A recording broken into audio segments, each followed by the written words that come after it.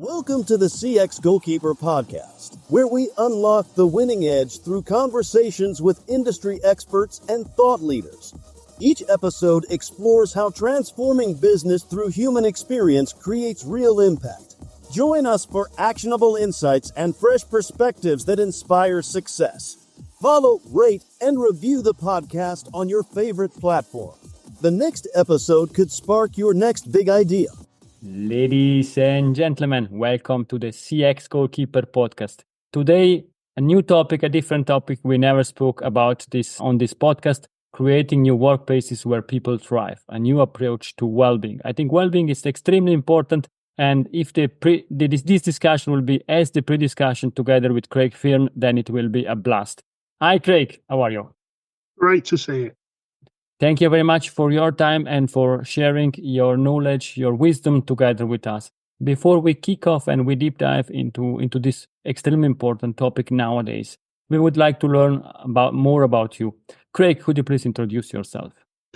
Yes, so my name's Craig Fearn. I've worked in workplace wellbeing on and off now for about 15, 20 years.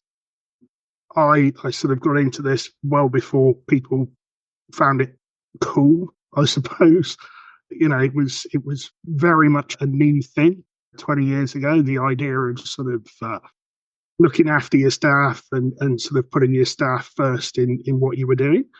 I was very fortunate. As I say, I was one of the first people in, so I managed to sort of work all over the world, from South Korea through to Europe, over to America. All very, very different culturally, all very, very different in what they thought well-being meant. I then sort of decided to come back home to Cornwall, which is sort of in the UK, but it's as far south as you can go before you fall off. And we are it is a high area of deprivation. Its wages are low, and you know there are a lot of challenges down here. But it's my home.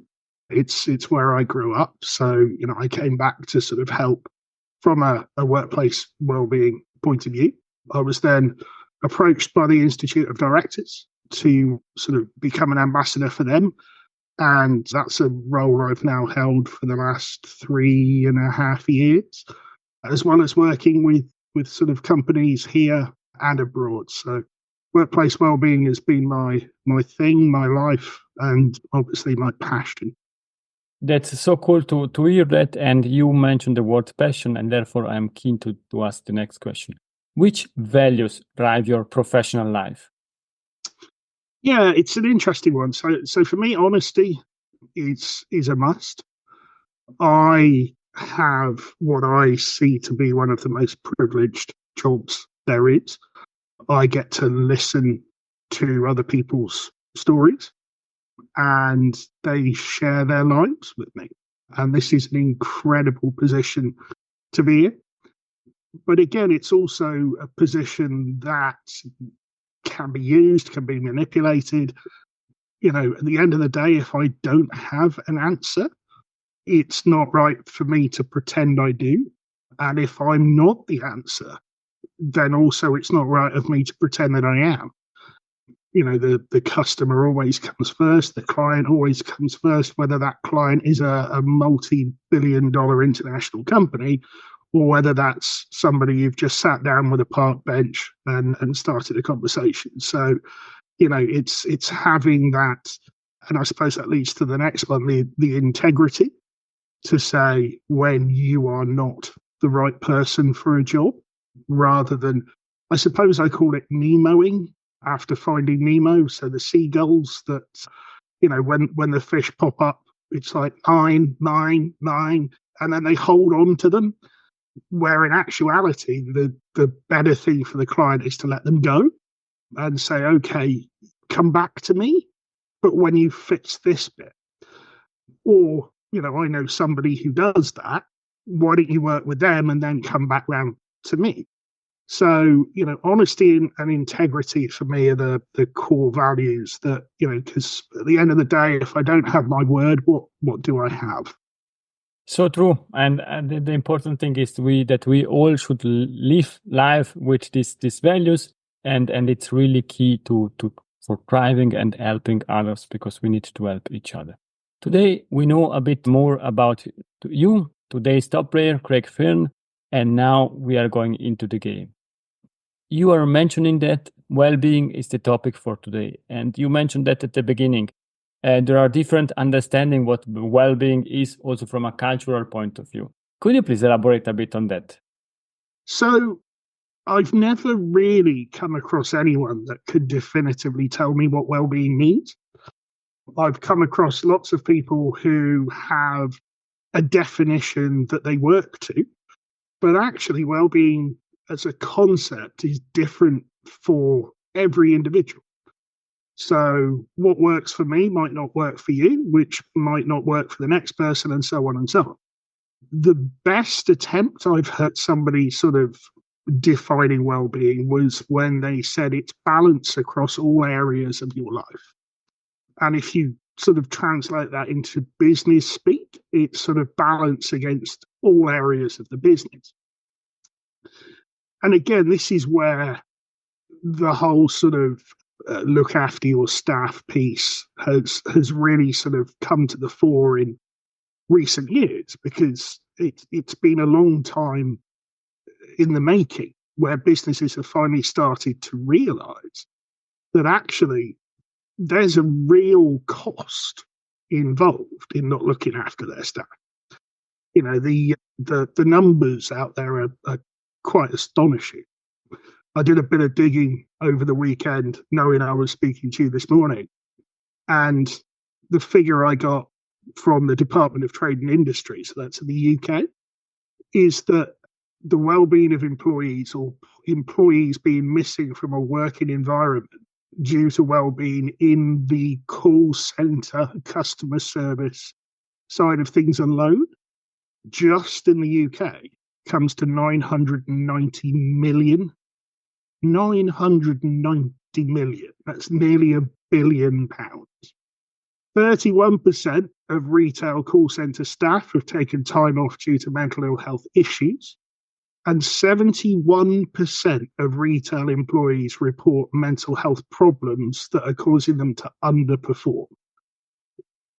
Incredible numbers. This is really incredible. Perhaps if you are sharing that, we understand that it's a big issue. What can leaders, because I think it starts with leaders creating a culture, a proper culture within a company. What can leader do to create a positive well-being culture? Thinking also about that every individual is different and therefore everybody has a different need. Yeah, I think so. When I first started, people used to call me the why guy, because I always that's where I always come at these things. So why do you do well-being? Is the first question I ask any business that wants to work with me. Why is it you're doing it? Is it because it's just a tick box, or is it because you actually want to make a difference to what's going on in the workplace? But not just in the workplace. We have to accept that what happens in the workplace has a knock-on effect on our staff when they leave the workplace. In the same way that when we say to a member of staff, well, when you come into work, you've got to leave your problems at the door, was a really old saying that, you know, I grew up with. Well, I'm sorry, I can't. It's my life, and it follows me wherever I go. So the first thing I think any business needs to understand is why it's actually trying to do what it's doing. So, you know, if we're going to go into a business, and let's say you and I are working together, and you come to me and you say, okay, look, I'm running this customer service center, and we take all the calls that are coming in. So we're an inbound center, everyone's ringing us all the time. Well, I think the first thing we've got to work out is, what type of center do you want to be? You've got the electronic sweatshop model, where effectively, you know, you control everything. You're scripted. People, you know, have 5-minute breaks that are actually scheduled into what they do. They're constantly over-monitored all the time. They're allowed no independent thought, which is actually quite interesting because, I was talking to somebody working in AI a little while ago, and I said, I find it really funny that we try and make computers more like humans, but we try and make humans more like computers. And it seems a bit weird to me. Why can't computers be computers and humans be humans? Because ultimately, the more you take away from a person, the less of a person they become.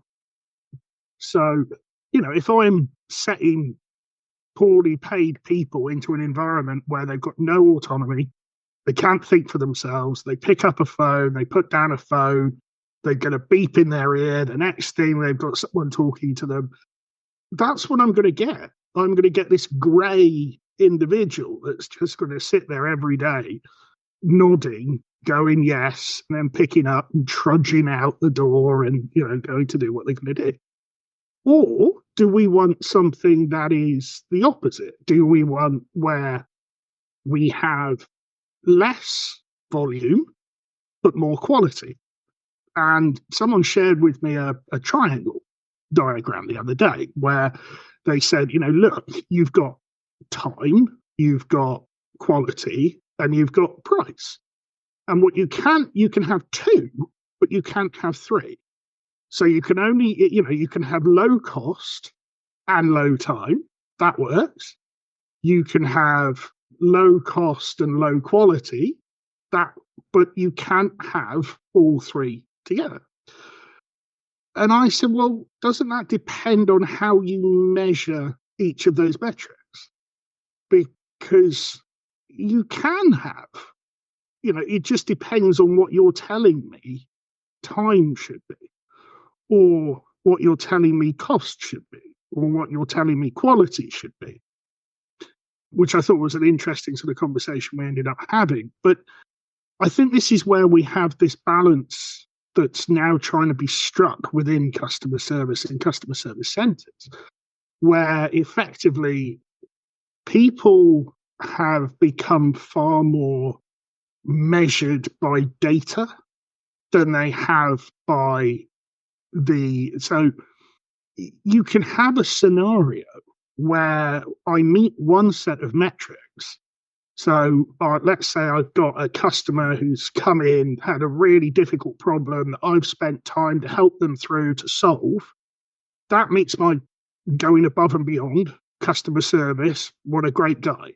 Brilliant. Somebody says, Craig's marvellous at what he does. I get my 5 at the end out of, the. However, it took me 20 minutes. But now I've failed on one of my metrics. So which metric then becomes more important? Is it the customer service metric, or the fact I could have spoken to 2 people in that 20 minutes rather than... So here's where actually working out why becomes so important. If your why is stack 'em high, price 'em cheap, push 'em out the door, then that's the metrics that you use. And everyone understands that, and you're set up to do that. But actually, if you want to go the other way and you want to raise those customer service bars, which actually we all should be striving for anyway, because of the financial implications we all know, customer retention, loyalty, all these sort of well-documented things. So your key individual in this whole equation becomes a person rather than a computer. And a person thinks on their feet, and a person has their own knowledge of life, and a person has their own colour that comes with them. If you're sapping that out and you're putting grey in all day, all I'm getting when I'm calling up as a customer is a facsimile. I'm just getting another nod on the end of the phone, and it's like, what on earth is this all about? But when those matrix go further up the line, that's what they want to see.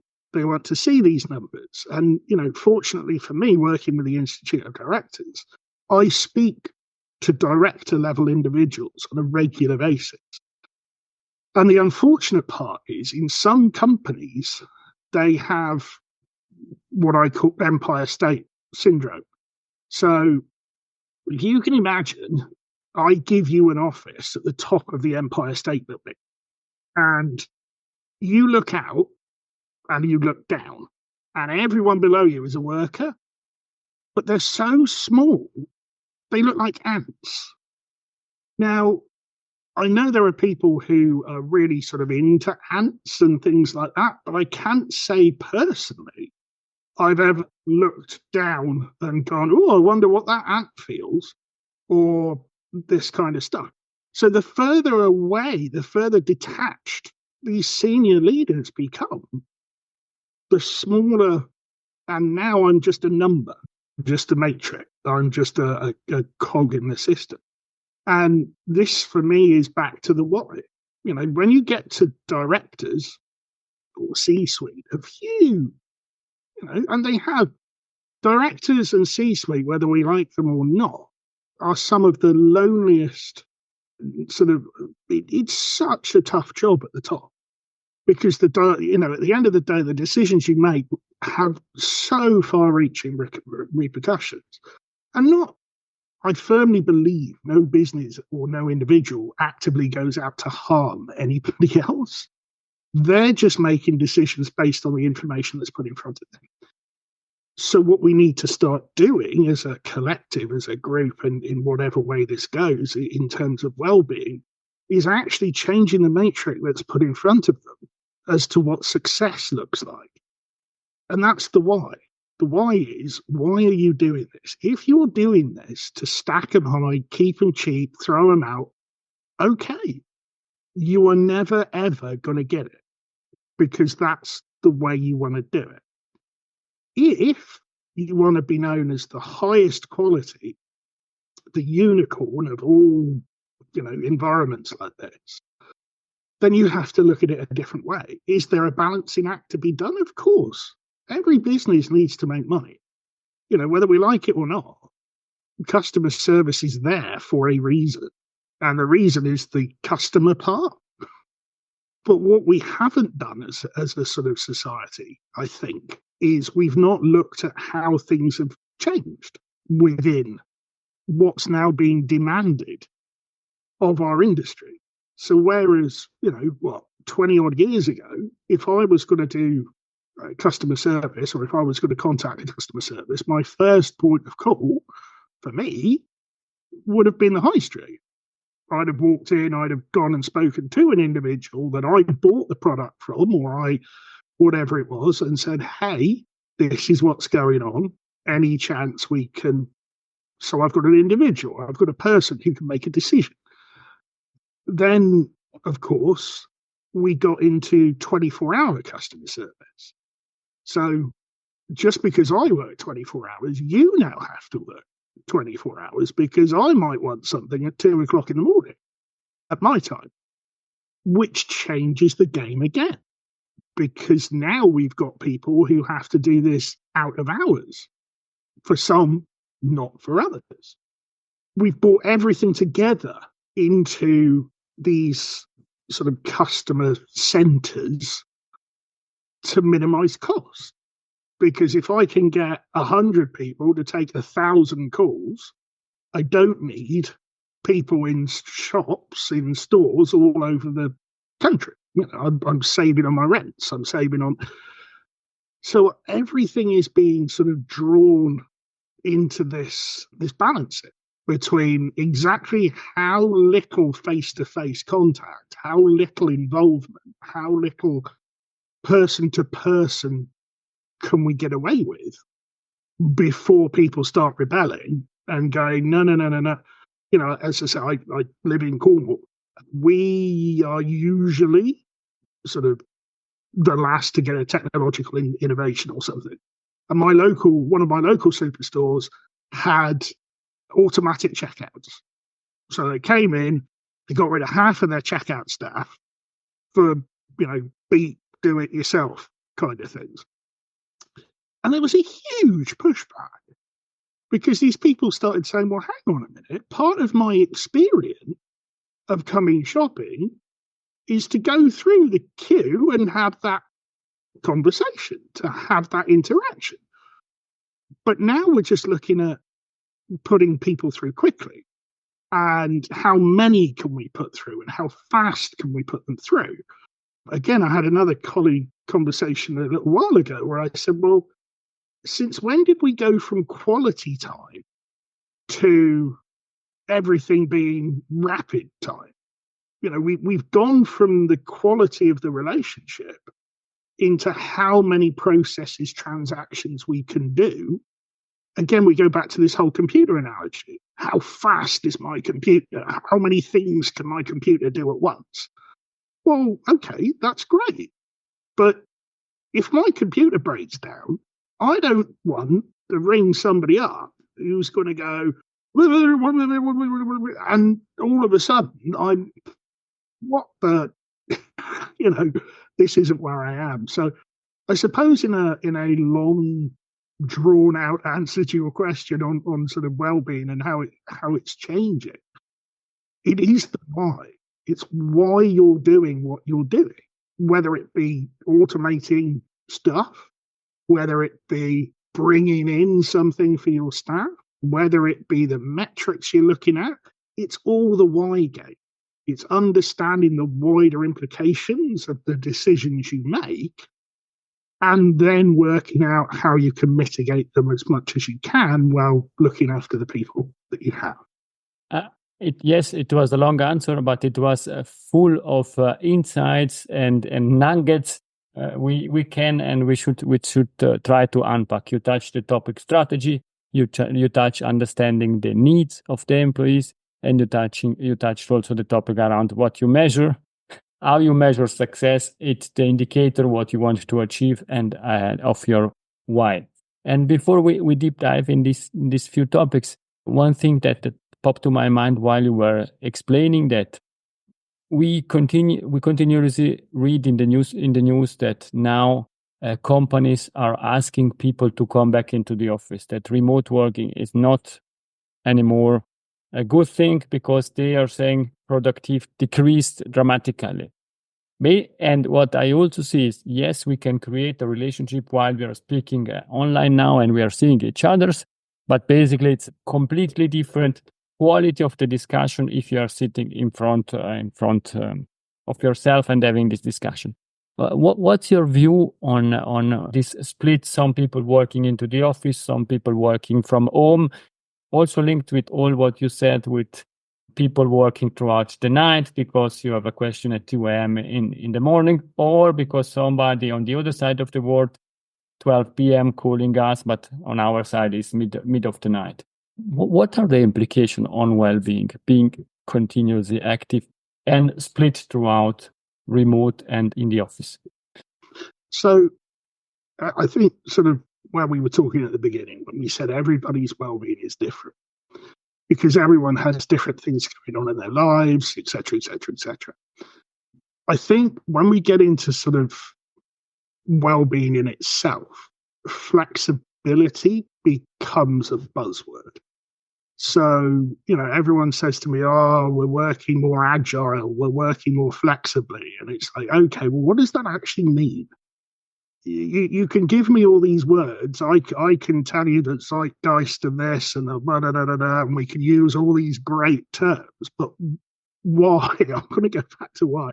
But why? Why are you doing what you're doing? What are you doing? And bringing people back into work is going to be a godsend for some people.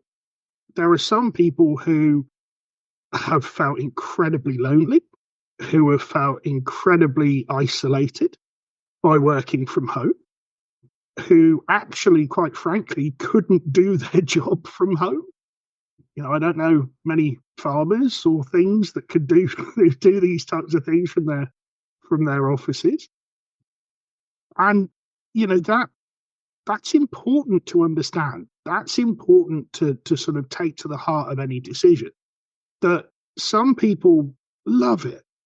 And having that flexibility and ability to do a bit of bob and, yes, I can do this. And then that gives me the flexibility to do this and do this. And That's okay. But then there are people that don't like that side of stuff, which is why, again, when we look into the whys of what we're trying to do, what are we trying to accomplish by bringing people back into the workplace is the first question. Well, people work harder when they're in work, in inverted commas. What, you mean you can watch them better? You can monitor them better. You can see if they're sat there, having a drink or whatever the case might be. So is that your why?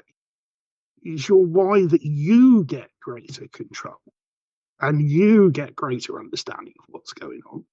Or is your why that you've had a lot of people coming to you and saying, actually, I'd love to come back into the workplace. I find it, I really wish that I had the opportunity to come in and work from an office. And if we've got a balance of people, some people saying, well, we'd like to work from home. Some people saying we'd like to work from the office. Flexibility to me means, well, okay, on a Monday and a Tuesday, you can work from home. On a Thursday and a Friday, I'd like you in because we've got team meetings. And that means you can be actively part of what's going on while being part of the other way around. You can apply to work from home. So, this is becoming law, or, certainly being looked at becoming law within the UK, where you actually have that ability to ask for flexi, where, you can be in, you can be out.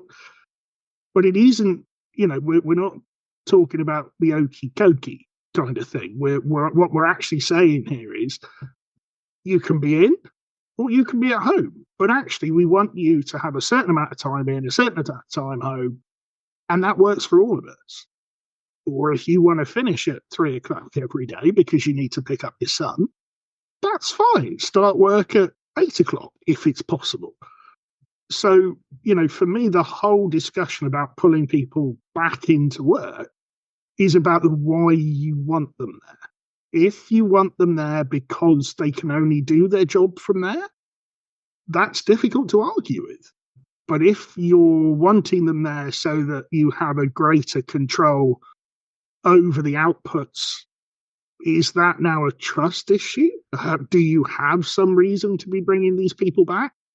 For me, a flexible, negotiated approach is always better for all parties, because what you're showing is we're listening, but B, we value enough or value you enough to be prepared to flex, to say, well, rather than you just leaving, why don't you work this time here and this time here? And then you've got an employee who's telling other employees what an amazing company I work for. They were prepared to sit here, listen to what I had to say. Nobody pointed a finger and went, you must do this. There's no dictatorial 1984 sort of cameras on every court. It's, okay, I need you to do this. If you do that, then you've done what I've asked you to do. That you understand the best way of you doing this might be that you need a slight change in what's going on. That you need to go and pick your child up because you don't have any childcare. That you work better in the mornings because you have a disability that affects you as the day goes on. You suffer from narcolepsy, so you're up at night. All these types of things can be worked in if hand one talks to hand two rather than tells hand two. Because if you start telling hand two says, well, thanks ever so much. Over there, they're going to let me do that. Thanks very much. My 20 years service is moving on. Yes, and then I think what's extremely relevant and what you are saying is measuring or qualifying success not but the time and where the person is sitting on the chair and how warm is the chair, but measuring that by the results brought by these people. I really like what you are saying, putting also this productivity on the side. You mentioned that you came back home because you wanted to be part of the community. And at the end, also a company is a community. Therefore, I personally see the value, as you shared, that if people can meet in the office and sometimes when it's team meeting and so on, they can better create this feeling of community and this feeling of being together to achieve what was defined as the why. And basically, this really helped because at the end, that's what is driving the business, motivated people doing their job and achieving the result. Let's assume that now the why is understood, that employees are so important and the company want to achieve something. Are there some strategies or the first steps that you are doing together with the companies you are working with that you can share with the audience that perhaps they can also leverage? Yeah, sure. So we'll assume that why number one, there will be many whys, but why number one, the actual sort of the big picture is we want to better look after our staff. Yeah, so we want to better look after our staff, and in so doing, reduce the amount of turnover we have, the amount of sick leave we have, all these metrics that we know are costing us money. Yes, we want to address that. So that's the cost element. But actually, we want to improve what our staff say about us. We want to improve how our staff view the job. We want to improve the actual sort of social marketing side of things where, our staff are going on LinkedIn and whatever else going, brilliant place I work for. They did this, they did that. What we don't want to be doing is going, well, I tell you what, we'll give all our staff a banana on a Friday. And that's well-being. And, the amount of times I've had these conversations where companies go, well, we let them all out to buy a pizza on a Friday. Brilliant. I like pizza. It's fantastic. What about Monday? Well, I've eaten my pizza now. And if it hasn't been eaten, I'm pretty sure the cleaners have thrown it away or something. So what am I going to do on a Monday? And this is the whole thing. It's not what you'll find with well-being is it's not, as we've said at the beginning, well-being is balance in all areas. So it's not as simple as giving everyone a pizza on a Friday. It's about actually creating a culture. It's about creating a lifestyle within your business where people are happy to talk about their issues and are okay to bring these things up and don't feel embarrassed if they have to have a bit of time off because something bad has happened in their life. Or if they are struggling, can come forward without worrying that the door's over there and we've got another 10 people lined up around the corner to come and do your job, which unfortunately is the way things are. And I make no bones about that. I've been into many different industries in many different countries, and it is still the way things are. Staff do still feel disconnected from their workplace environment. Whether I'm a director of a mining company or a customer service company or a telecom, whatever it might be. Unfortunately, the sort of the way things have always been done leads people into those types of scenarios. So what we have to do is we have to start bringing people back on board. Interestingly enough, I was speaking to somebody, another call center employee a little while ago, who said, my job is to do data metrics. So effectively, all I do all day is get the data in, compile the reports, send the reports, and that's my job. And they were asked, well, what happens is if somebody came off the telephones and came to you and said, look, I can't find my shift manager, but I'm having a really bad time. Do you know who I can talk to, where I can go, what the score is? And the response from this individual was, it's not my job. I don't deal with you. I don't deal with people. I deal with data. that's my job. That's what you pay me to do. The company pays me to come in, do this, and whatever else. Now, unfortunately, again, this isn't uncommon. I come in, the days of coming in, doing your job, keeping your head down, and then disappearing. And everyone's like, oh, so-and-so was here today. They did their job and they went. Now, for me, if we're going to do something about this, it's this culture piece. So it's actually everyone in the business understanding that they're part of a greater entity. Think about it as a living, breathing organism, a body. At the top, you've got the brain, which is the directors and the C-suite and all this kind of stuff. And then you've got the heart, which pumps all the blood around and does all the other stuff. And this is where you have your customer service reps, and you've got your team leaders who are in there, who are the sort of nervous system that connects the brain to the rest of the organs. And then you've got the lungs that are your data management crew that keep everything going and moving. But there's blood that runs through all of it. And it's that blood that we focus on when we create a culture. It's those unifying factors. It's the fact that the blood has got to, the brain comes up with an idea. It then has to send that idea down through the nervous system. So in our case, the levels of management, who then have to relay all that out.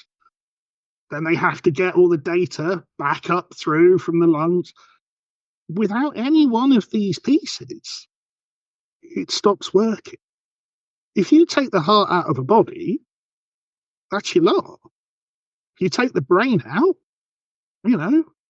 So this is always my analogy. We create a culture by getting everyone to understand that everybody else is equally as important in that sort of scenario. We're paid at different levels because of our skill sets, and I understand that. I get the responsibility that we take. But what I do affects somebody else further down the line in the same way that what they do. If we don't have the heart, the rest of us aren't powered, so we have no jobs. So that's it. We could be the best director in the world, but if the heart isn't pumping, that's it. I've got no job. We could be the best data analyst in the world, but if the heart isn't pumping, I've got no job. I think that's the perfect example or analogy to conclude this discussion. We are coming to an end. I would have hundreds of additional questions, but I hope to get you back on the CX Goalkeeper podcast quite soon. In the last few seconds, few minutes of this game, in the extra time, quick 3 questions to fast forward. In 10 years from now, we are back on the CX Goalkeeper podcast. What we're discussing about? Well, what I'd hope we would be discussing is how things have changed, how people have stopped saying things have changed because they've actually changed, how we don't need to be bragging about how well we're doing at this kind of stuff because actually it's just the norm and everyone does it. So, that's just the way it is. Thank you. And what's the best way to contact you? So I'm most active on LinkedIn. Craig Fearn 1 is my LinkedIn handle. Email, I'm info@craigfearn.com, and Fearn is spelled Fearn.